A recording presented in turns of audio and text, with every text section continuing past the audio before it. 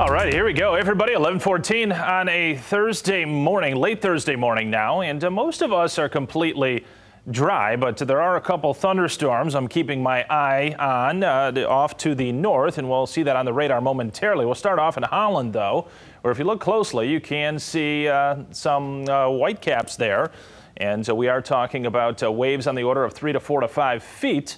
Have seen that already this morning. That will continue into the early to mid-afternoon. The waves will start to come down a bit for this evening, but the idea is for people to stay out of the waters today because there's likely going to be some rip currents and some improvement for tomorrow. But it looks like there's going to be a lot of wave action for Saturday and Sunday as we bring down some cooler and drier air on northwest winds that will be quite brisk over the weekend. This is the shot in Muskegon. And I can't really tell a whole lot going on there. It's just off to the north where there are some thunder showers that have been pushing on into sections to the north of Oceana County.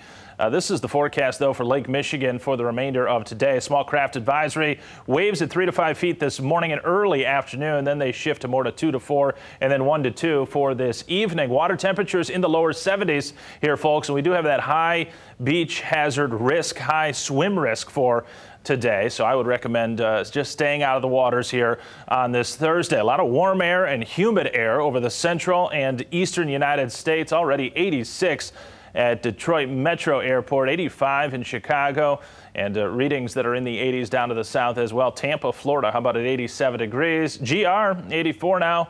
Kalamazoo at 87 degrees, and along the lakeshore, you folks ranging from about 80 to 83 or so. And it has been breezy. Boy, it has been breezy in Grand Rapids as well, just going outdoors, gusting to about 25 to 28 miles per hour. You can see those winds out of the west primarily, and that will continue, I think, for several more hours. But by the time we get to 5, 6, 7 o'clock, those breezes will begin to lighten up just a bit, and then even more so overnight tonight. Dew points right around 70 degrees, so it is quite juicy out there. And the day planner as we go forward, expecting to maintain, I do believe, dry conditions in Grand Rapids. I can't completely rule out a shower at some point through the mid-afternoon period, but I think the bulk of what is going to be happening in Michigan today is going to be just off to our north. We'll top out at 89 degrees and then start to slip a bit for this evening and overnight. Widespread rain showers will be developing on Friday, even some overnight tonight. You'll see that on the model coming up. And then once this cold front goes through, later tomorrow night, early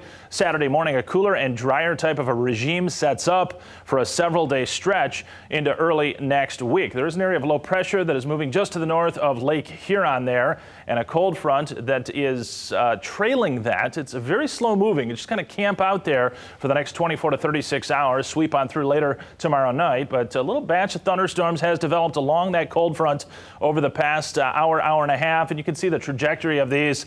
Marginal severe. Do have a severe thunderstorm warning for Mason County, and that is until 11:45. These are moving around 45 miles per hour or so, easing to the east-southeast. So perhaps northern Newaygo County, northern Mecosta County can see some gusty winds and heavy rain over the next hour. I'll track that closely. We've got the remnants of, well, this is still Hurricane Laura, but it is almost Tropical Storm Laura. Sustained winds now at 75 miles per hour. Look at the track of this thing moving and then curling over towards the east coast by Saturday and into Sunday. So weakening dramatically. It'll be a tropical depression, I think, by the time we wake up tomorrow morning. Future track model does have that little batch of thunderstorms fading away, though, into the mid-afternoon period. So most of us are going to be rain-free, Mike, with just a mixture of sun and clouds, and temperatures will be hot and humid overnight tonight. Some scattered or spotty showers and thunder showers can develop. Heavy downpours included. Our best chance to see some gusty winds or any strong or severe weather will actually be tomorrow afternoon and evening as this cold front comes through. There'll probably be a lull in the activity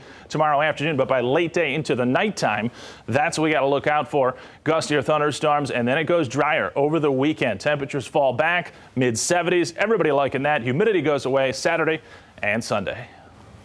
All right, Anthony, thanks. Another night of